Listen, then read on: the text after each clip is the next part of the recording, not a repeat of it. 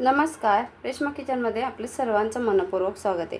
आज आपण ना मस्त अशी महिनाभर टिकणारी आणि तेलाचा वापर पण नाही करायचा आपल्याला किंवा गॅसचा वापर नाही करायचा तर अशी ही सुकी चटणी लसणाची कशी बनवून ठेवायची आणि खूप छान लागते खायला।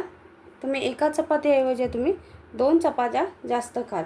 आता इथे लसूण घेतलेले आहे, मी 2 कळी लसणाच्या घेतल्या होत्या आणि त्या हे सोलून घेतलेले आहेत। आता इथे 1 वाटी मी खोबरं घेतलेले, ते तुम्हाला किसून वापरायचं असेल तसंही वापरू शकता। किसलेल्या खोबऱ्याला आहे ना लसूण किती घ्यायचं याचं माप तितकंच आहे। इथे मिक्सरचं भांडं छान असं कोरडं घ्यायचं, ओलसरपणा नको, नाहीतर आपली चटणी आहे ना थोड्या दिवसांनी वास मारायला सुरुवात होते खोबरं असल्या कारणामुळे। इथे आता हे लसूण आपल्याला थोडंसं असं उबडधोबड वाटून घ्यायचं आहे पहिला मिक्सरमध्ये। हे पाय इथे मी फिरवून घेतलेलं आहे मिक्सरमध्ये।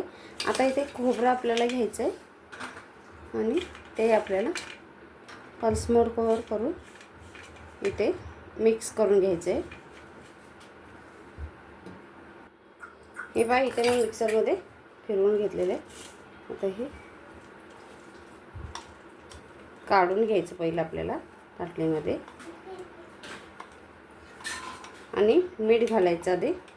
मीठ खोबऱ्यामध्ये पहिलं घालून घ्यायचं नाही, कारण खोबऱ्याला असं तेल सुटतं तर काय होतं मग मीठ घातल्यानंतर जास्त असं तेलकट होऊन जाते, चिकट होते चटणी। आपल्याला हवी मोकळी तशी चटणी तयार होत नाही।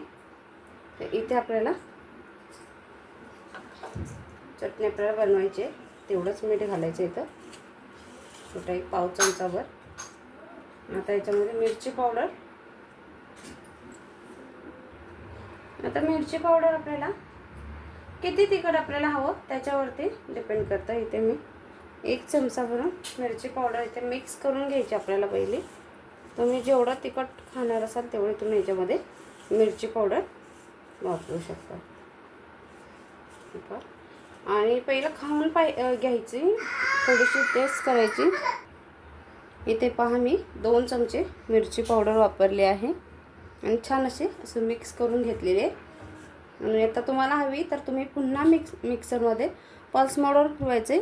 एकदम गरकेने फिरवल्यानंतर खोबरं आहे तर खोबऱ्याला तेल सुटतं आणि ही चटणी आहे ना खूप छान अशी टिकते आणि चवीला पण खूप सुंदर लागते।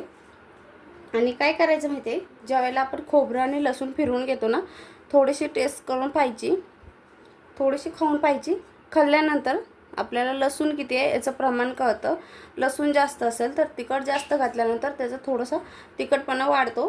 त्यामुळे काय करायचं, पहिलं आपण खाऊन पाहायची आणि जेवढं आपल्याला तिखट हवं असेल तेवढंच आपण याच्यामध्ये वापरायचे।